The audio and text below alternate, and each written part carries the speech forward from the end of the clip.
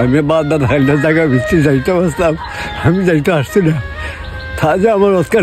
তুমি কতটুকু খুশি যে তুমি হজ করতে যাবে? আমি অনেক খুশি ভাই। দোয়া করবা নি মিশাল ভাই? তাদেরকে দোয়া করবো। আসলে বন্ধুরা, আল্লাহ চাইলে সবকিছু সম্ভব করতে পারেন কোনো না কোনো মাধ্যমে।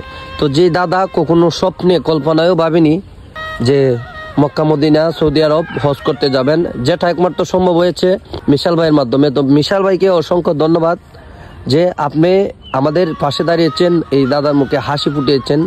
একটা কথা যদি বলি, দাদার সামনে যখন আমি আসি হজ সম্পর্কে দাদাকে কিছু বলি, তখন দাদা অজরকে দেবে। দাদা, তুমি কতটুকু খুশি যে তুমি হজ করতে যাবে? আমি অনেক খুশি ভাই। দোয়া করবা নি মিশাল ভাই? তাদেরকে দোয়া করবো। আমি বাগদাদ হাইলার জায়গা ভিত্তি যাইতে বসলাম, আমি যাইতে আসছি না, তাহলে আমার অস্কার হেয়ার করছে আল্লাহর কাছে। দাদাকে হজ করার সুযোগ করে দিয়েছেন মিশাল ভাই। তো মিশাল ভাই খুব ভালো মনের মানুষ, কারণ ওনার সম্পর্কে যদি সারা জীবন বলি তাও শেষ করা যাবে না। তো ওনার কাছে আমরা চিরকৃতজ্ঞ এবং ঋণী।